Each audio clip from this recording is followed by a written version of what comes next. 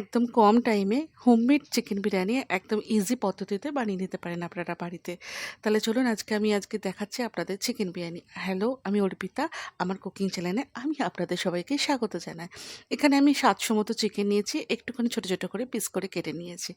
এখানে আদা রসুন বাটা দিয়েছি, ধনে গুঁড়ো, হলুদ গুঁড়ো, লঙ্কা গুঁড়ো, নুন, বিরিয়ানি মশলা আর অল্প একটু দই দিয়ে ভালো করে ম্যারিনেট করে নিচ্ছি চিকেনটাকে। মাংসগুলোকে মেরিনেট করার পর ০.৫ ঘন্টা মতো আমি চাপা দিয়ে একটা জায়গায় রেখে দিলাম। আর এইদিকে ৫০০ গ্রাম মতো বাসমতি চাল নিয়েছিলাম, ভালো করে ক্লিন করে রেখে দিয়েছিলাম। তার বাসমতি চালের মধ্যে দিয়ে দিলাম একটুখানি সাদা তিল, নুন আর গোটা গরম মশলা দিয়ে ভালো করে সেদ্ধ করতে দিলাম। 80-90% হয়ে গেলে আমি নামিয়ে দেবো, বুঝেছেন তো? আর তার মধ্যে এখানে দুধ দিলাম, হাফ কাপের মতো দুধ নিয়েছিলাম। আর তার মধ্যে একটুখানি কেশর গুলিয়ে রেখে দিলাম। ওই ভালো লাগে, বিরিয়ানির মধ্যে টেস্ট লাগে, কিন্তু দেখবেন যদি বিরিয়ানির মধ্যে যদি কেশর দুধ দেওয়া হয়।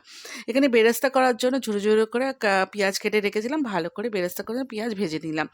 তেলের মধ্যে গোটা গরম মশলা দিয়ে তার মধ্যে চিকেন দিয়ে ভালো করে ম্যারিনেট করা চিকেনগুলো দিয়ে ভালো করে কষিয়ে নিলাম। একদম যখন তেল ছেড়ে নেবে তারপর নামাবো, আর কিছু এর মধ্যে দেবো না। আর একদিকে বাটির মধ্যে অল্প একটু হাফ কাপের মতো দই নিয়ে একটু জল দিয়ে গুলে রেখে দিলাম। এই দই দিয়ে আজকে আমি চিকেনটা বানাবো, কারণ জল ইউজ করব না। হাফ ডেচকি থেকে হাফ চাল আমি তুলে নিয়েছিলাম, আর হাফ চাল ডেচকির মধ্যে রেখে দিয়েছিলাম। ওর মধ্যে চিকেনগুলো যে কষিয়েছিলাম এক এক করে সাজিয়ে নিচ্ছি। এইভাবে সাজিয়ে নেওয়ার পর যে হাফ চাল উঠেছিল ওপর দিয়ে আমি ভালো করে আবার সাজিয়ে নিলাম। এইভাবে একদম সাজিয়ে নিলাম, একদম দেখুন। দিয়ে সাজিয়ে নেওয়ার পর ওপর দিয়ে আমি বেরেস্তাগুলো ভালো করে ঝুরো ঝুরো করে একটা সাইডের মতো দিয়ে দিলাম। ওখানে তেলটা অনেকটা ইউজ করেছি, তাই জন্য আমি একদম ঘি দেবো না, সরি, বেশি আর তেল দেবো না। দুধটা দিয়ে দিলাম ওপর দিয়ে, আর কেসের দুধটাও দিয়ে দিলাম ওপর দিয়ে, মিট থুর আর একটুখানি কেওড়া জল আর একটুখানি লেবু আধখানা মতো কেটে আমি দিয়ে দিচ্ছি, যাতে ভাতগুলো ঝুরো ঝুরো হয়ে থাকে।